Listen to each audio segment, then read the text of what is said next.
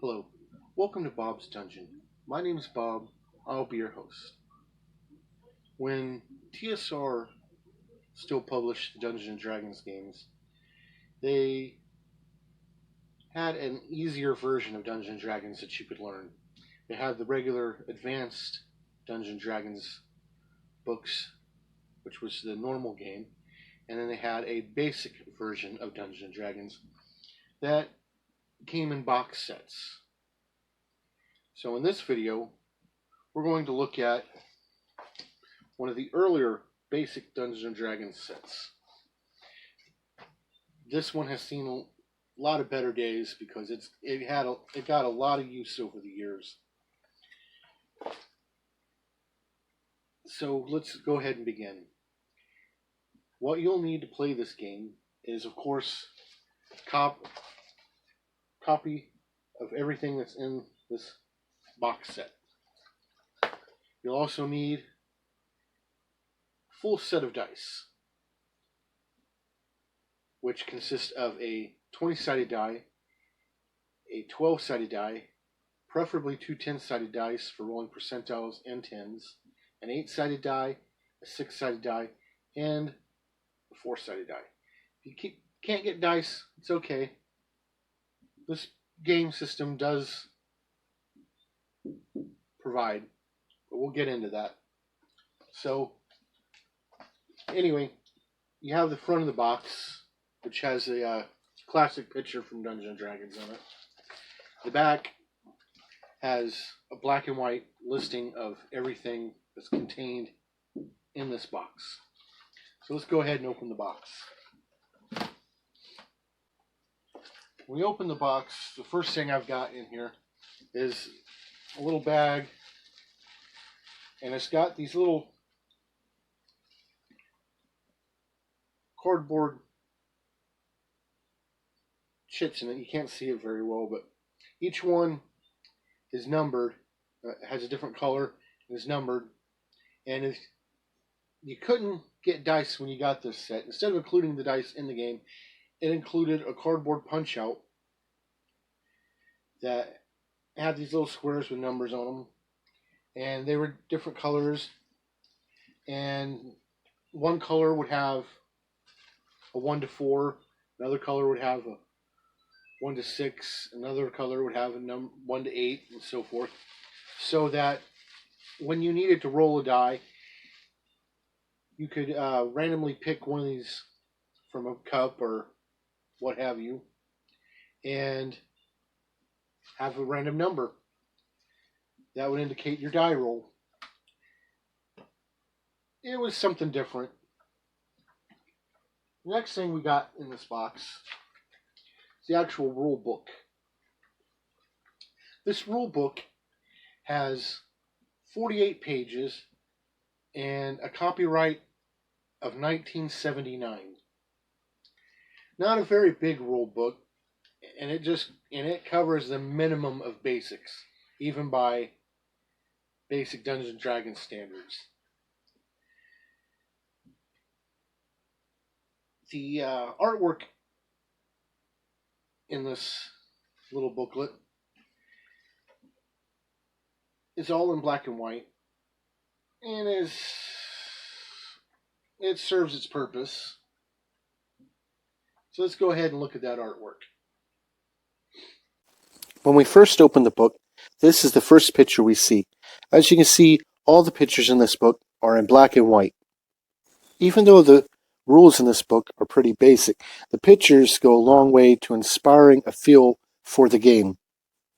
Of course, like in the early advanced D&D books, we have some goofy pictures.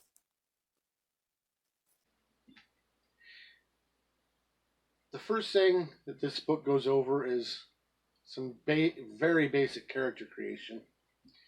You, of course, roll 3 6-sided dice to generate your attributes, which consist of the standard attributes: strength, dexterity, constitution, intelligence, willpower, and charisma. You pick an alignment. The alignments are run a little bit different than regular Dungeons and Dragons in this core set. You have lawful, which is broken up into either lawful good or lawful evil. You have neutral, it doesn't get broken up. And you have chaotic, which is broken up into either good or evil. When you pick your class, there's not very many classes to pick from. You have the fighting man, the magic users, the clerics, and the thieves. Races are done a little bit differently. They're treated more of a class than a race. Your elves, well, your halflings and your dwarves are both considered fighting men. The halflings roll a different hit die than the regular fighting man. Dwarves just get treated like a fighting man. The elves are considered both a fighting man and a magic user. The book only allows from levels 1 to 3. After that, you'll have to get the advanced books because that's all there is to this. The book itself, all through it, it makes references to looking in further to it in the advanced Dungeons and Dragons books. So this is basically just a starter, something for you to get a good idea of what was going on in the game. Damage in combat is kind of weird. Instead of each weapon doing its own hit die, all the weapons you use do a 1d6.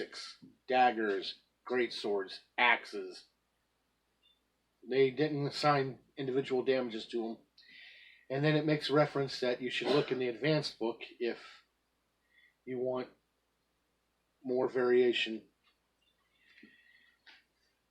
There's a short list of monsters in here, which is neat. It gives you some monsters for your characters to go up against. There's some rules on running the game as a game master. There's rules on building a treasure and awarding experience points. And it ends with a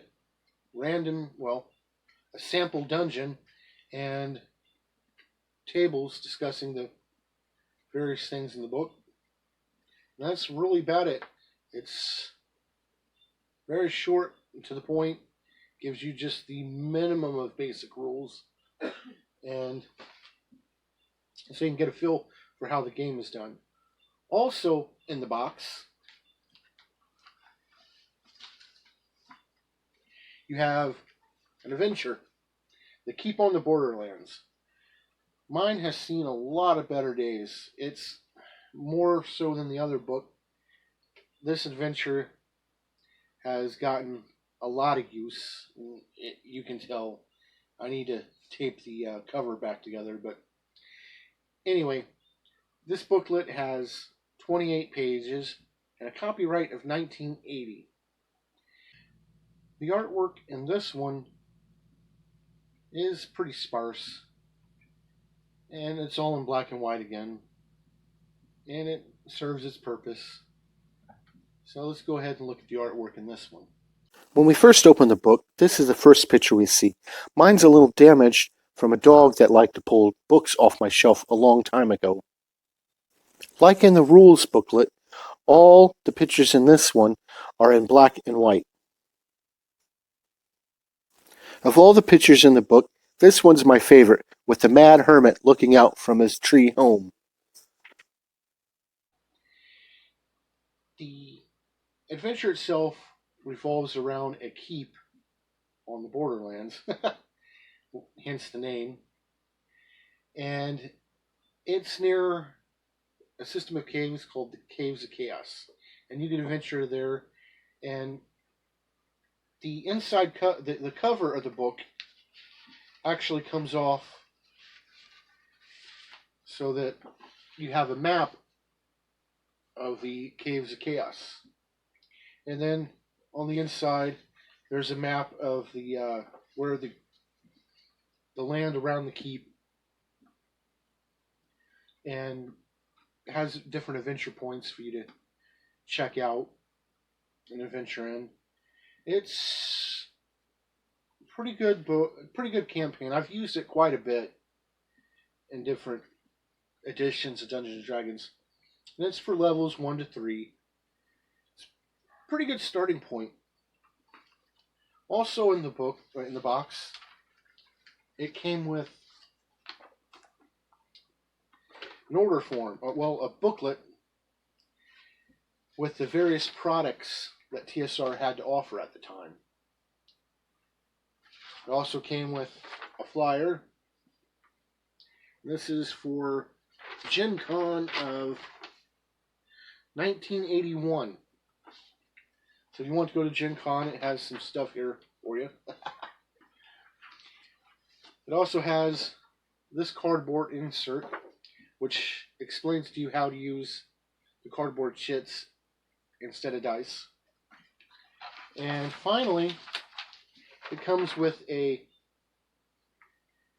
form so that you could actually sign up to be a member of the role-playing administration. Role-playing game administration, which was a thing back then. And that's pretty much all that's in that. It's pretty self-contained. And is a good starting point if you're curious about what goes on in Dungeons and Dragons. So, I have the 3 questions. Would I play a character in this game? No. I'd probably play a character in one of the other basic sets, but not this one. Would I run this one? No. If I was going to run basic Dungeons and Dragons, once again, it would be in one of the other basic box sets. Would I recommend this one? Sure. If you've never played a role-playing game and want to see what it's like, get a start. This is a very simple, very easy way to be introduced to the game. And in that perspective, I would recommend it. But this game is very old and at this point very expensive to buy if you can find it for sale. I wish mine was in better condition, but it's very old at this point. Almost as old as I am. So that's pretty much all I have to say about this box set of basic Dungeons and Dragons. I hope you come back next time where I'll talk about something else. Bye.